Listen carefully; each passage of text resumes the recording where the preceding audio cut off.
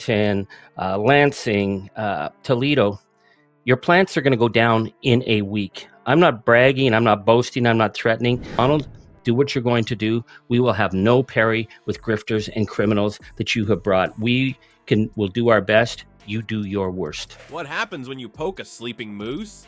Apparently you get a $100 billion tariff tantrum. Canada's not playing nice anymore, folks. So here's how it's going to go down. This is going to be very rough. But the big wake-up call is for our American friends.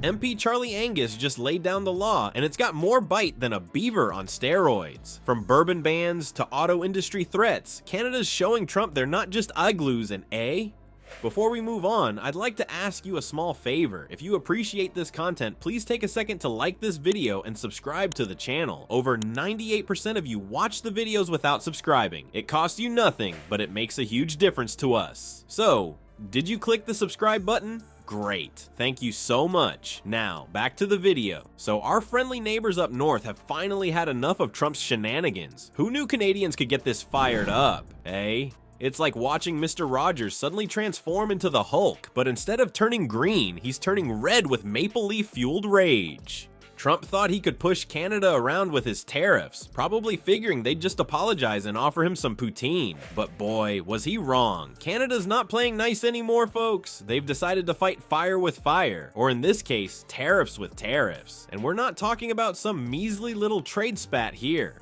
Donald, we love to squabble amongst ourselves, but when you tell us that we're not going to have a future as a nation, well, guess what? The fight's coming to you. Nope. Canada's hitting back with a whopping $100 billion in tariffs. That's enough loonies to make even the richest beaver blush. Our buddy Charlie Angus, a Canadian MP, has gone from being your average polite politician to a full-on tariff terminator. He's not mincing words either. Charlie Boy made it clear that Canadians know how to band together when faced with a bully. It's like the entire country just collectively cracked their knuckles and said, "Hold my Molson, eh?"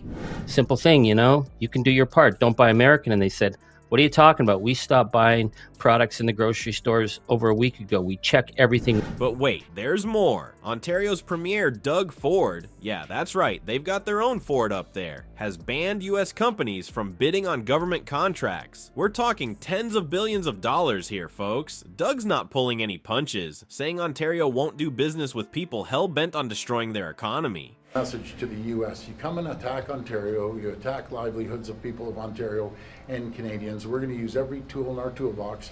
Ouch, that's gotta sting more than a Canadian winner, eh, Trump? And if you thought that was harsh, get a load of this. The Liquor Control Board of Ontario, which is like the booze boss of the whole province, is yanking American beer, wine, and spirits off their shelves. We're talking about nearly $1 billion Canadian in annual sales. The number one purchaser of Kentucky spirits in the world is Canada.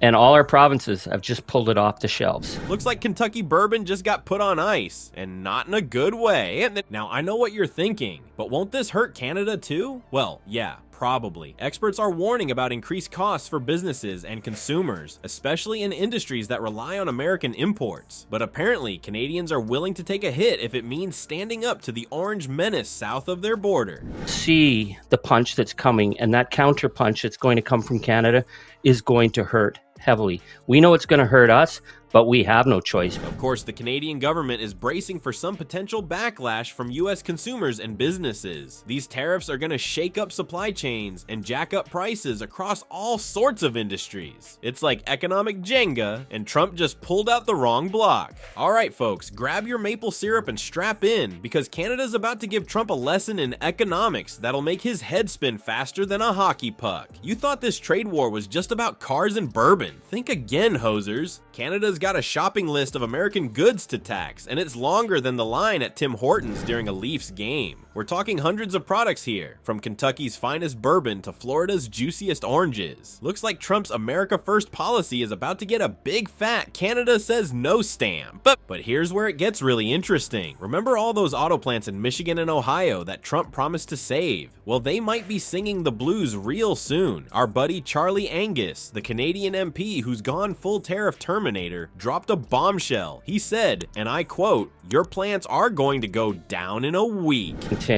Lansing, Toledo, Your plants are going to go down in a week. I'm not bragging, I'm not boasting, I'm not threatening. Ouch, that's gotta hurt more than getting checked into the boards by Zdeno Chara. See, Trump probably thought Canada was just a bunch of polite folks who'd roll over and say sorry. But he forgot one tiny detail. The North American auto industry is more tangled up than Trump's tax returns. You can't just slap tariffs on one side without the whole thing falling apart faster than Trump's hairdo in a strong wind. And it's not just car parts that'll be feeling the pinch. American shoppers might need to start pinching pennies, or loonies in this case. Delivery of important parts to American auto plants, the assembly lines start to come down very quickly. Talk to them about tariffs.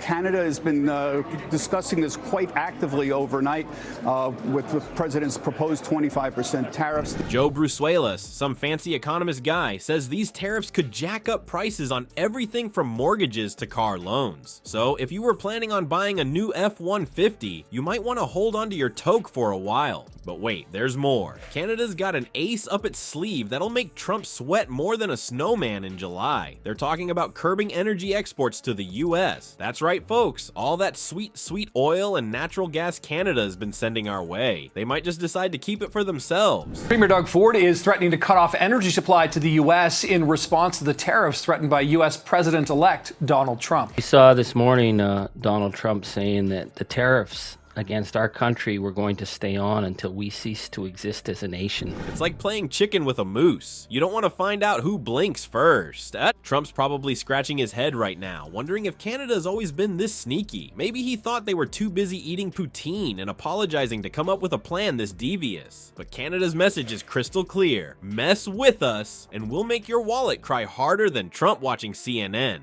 Well, folks, it looks like Canada's finally had enough of Trump's shenanigans. Who knew our polite neighbors could throw such a tariff tantrum? Auto sector is so integrated in North America that if Donald Trump starts throwing up barriers. Grumpy Trumpy probably thought he could bully Canada into submission, but he forgot one thing. You don't mess with a country that wrestles polar bears for fun. This trade war is heating up faster than Trump's Twitter feed after a bad hair day. Donald, do what you're going to do. We will have no parry with grifters and criminals that you have brought. We'll do our best. You do your worst. Canada's not just talking the talk, they're walking the walk, right over Trump's ego. From bourbon bans to auto industry threats, they're showing Donnie diapers that they mean business. Will Trump realize he's messed with the wrong moose? Or will he keep tweeting his way into trouble? One thing's for sure, this maple-flavored revenge is sweeter than Tim Horton's finest. Stay tuned, folks, and maybe grab some popcorn. This show's just getting started.